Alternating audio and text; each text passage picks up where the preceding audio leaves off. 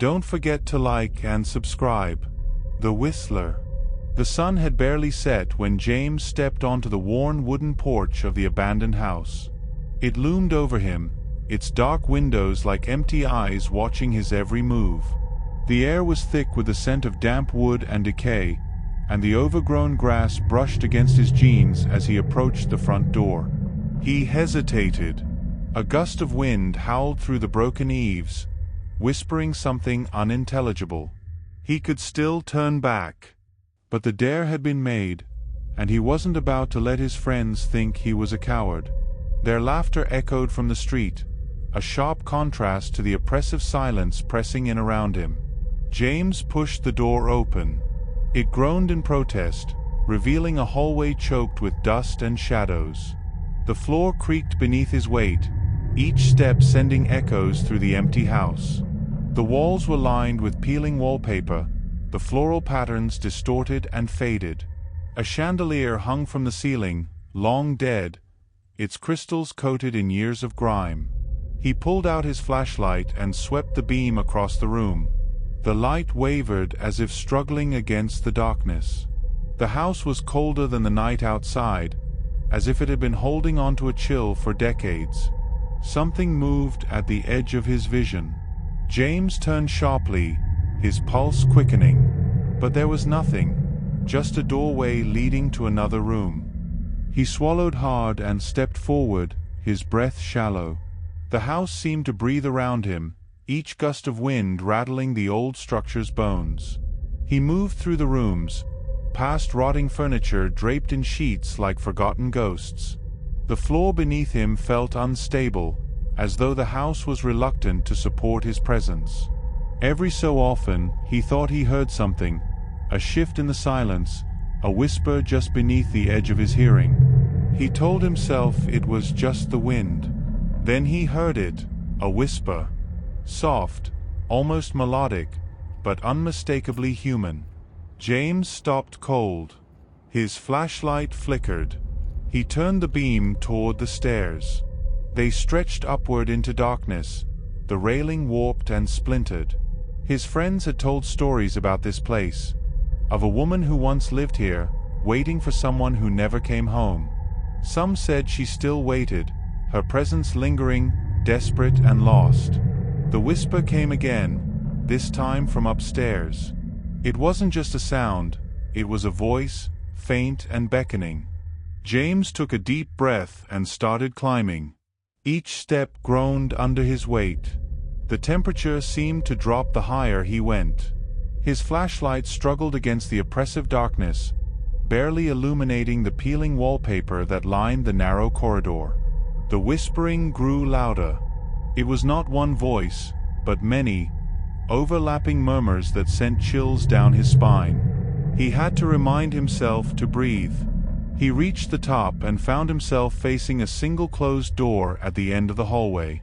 The handle was cold beneath his touch, and for a moment, he hesitated. Then, summoning his courage, he turned it and pushed. The room was nearly empty, save for a rocking chair near the window. It moved gently, creaking as if someone had just left it. The wind howled through the broken glass, scattering dust through the air. James's flashlight flickered again, and then the whispering stopped. A sudden chill wrapped around him, and he felt something brush against his arm. He spun around, but the room was empty. His breath came fast, his heartbeat hammering in his chest. He took a step backward, and his foot met something solid. He looked down. A set of footprints had appeared in the dust. Fresh ones, leading right up to where he stood. Then, from behind him, the rocking chair creaked again. Only this time, it didn't stop. It rocked with a slow, deliberate rhythm. A faint reflection caught his eye in the broken window. There, standing behind him, was a shadowy figure. Its face was obscured, but he could see the outline of a person, their head tilted slightly, as if studying him. James bolted. He flew down the stairs, his pulse roaring in his ears. The house groaned as if waking from a deep slumber. Shadows twisted and reached for him. The front door was just ahead. He lunged for it, crashing outside into the cold night air. His friends were waiting by the gate, laughing, calling his name. But James didn't stop running until he was past them, his breath ragged. He turned back, expecting to see movement in the window. Nothing. Just the empty house, silent and waiting. But as he stood there, trying to catch his breath, he heard it one last time. The whisper. Right behind him. James didn't turn around. His breath caught in his throat as the presence loomed closer. He could feel the cold radiating against his back, a creeping, unnatural chill. His friends' laughter faded, the world narrowing to that single moment. His instincts screamed at him to run, but his body refused to obey. Then, something brushed against his ear. An icy breath, a fragment of a voice. "Why did you come?" James stumbled forward, finally breaking free of the paralysis gripping him. He didn't look back. He didn't need to. The presence was still there, just out of sight, watching, waiting.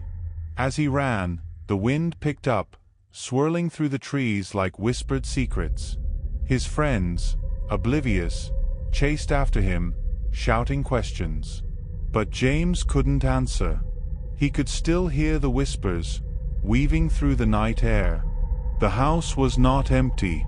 It never had been. Story 2. The road was deserted, stretching endlessly through the dense forest. Mark kept his hands tight on the steering wheel, his knuckles white from the pressure. The only sound was the steady hum of the car engine, cutting through the silence of the night. The sky overhead was moonless, swallowed by thick clouds that concealed even the faintest starlight. He glanced at the dashboard clock, 2:13 a.m. He never should have taken this route. Mark had been warned by the locals in town. The old forest road was infamous, avoided by everyone who had heard the stories. Tales of strange figures appearing in the middle of the road, of headlights flickering as if something unseen moved just out of sight. But the one story that unsettled him the most was about the Whistler, a phantom presence that travelers heard before they saw, if they ever saw it at all. A slow, eerie melody drifting through the air, sometimes close, sometimes far, but always present. The Whistler never stopped once it chose its victim. Mark scoffed at the idea when he first heard it. Just an urban legend, he had told himself.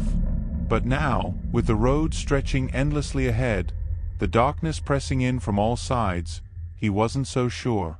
The unease sat heavy in his stomach, a cold weight that refused to fade. Then he heard it. A whistle. Faint, almost like the wind passing through the trees. But too rhythmic, too deliberate. Mark's hands tightened on the wheel. His heart pounded in his chest as he tried to convince himself it was nothing. Just his mind playing tricks on him. But as he drove, the sound didn't fade. It grew clearer, louder. The whistling was following him. His foot pressed harder on the gas, the speedometer creeping up. The trees on either side of the road became blurs, shadows twisting in the corner of his vision. He kept his eyes forward, refusing to glance into the rearview mirror. He knew better. He had heard the warnings. Never look at the Whistler. The melody continued, weaving through the air with unnatural precision. It wasn't random. It had a pattern, a song only the Whistler knew. Mark's breath came in short gasps, his palms slick with sweat. His headlights flickered once, just for a second, but it was enough. The road ahead was empty, but his gut told him something had changed. Something was wrong. Then, without warning, the engine sputtered. The car lurched forward before the headlights flickered off completely, plunging everything into absolute darkness.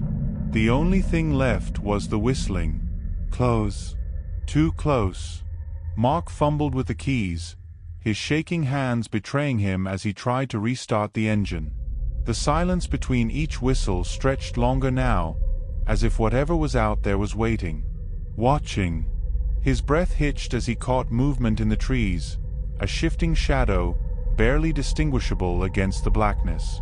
It stood just at the edge of the forest, waiting at the very limits of his vision. Then, it stepped forward. Mark's heart slammed against his ribs. He turned the key, willing the engine to start. A flicker of light from the dashboard. A cough from the engine. Then, finally, the car roared back to life. His headlights flared back on, and for the briefest moment, the road was illuminated once more. But he was no longer alone. A figure stood in the middle of the road, its head tilted slightly as if curious. Its face was obscured by the darkness, but the shape of it, thin, impossibly tall, limbs too long for its body, was wrong. Its arms dangled at its sides, motionless. But the worst part wasn't what he saw. It was what he heard. The whistling. It was coming from right in front of him. Mark didn't think. He slammed his foot onto the gas, the tires screeching as the car launched forward. The figure didn't move. It didn't flinch. Just as he was about to make contact, the headlights flickered again, and the road was empty. Gone. As if it had never been there at all. Mark didn't stop driving. He didn't look back. He didn't listen for the whistling, even though he swore he could still hear it, just at the edges of his mind. It wasn't until he reached the first signs of civilization, a gas station at the edge of town, that he finally pulled over, his hands still trembling. He stepped out, breathing in the cold night air, trying to convince himself he had imagined it. But as he turned toward his car, his stomach dropped. There, streaked across the dusty trunk of his car, were long, thin handprints. And somewhere, just beyond the reach of the streetlights, a faint whistle carried through the air. The whistler was still there. It always was.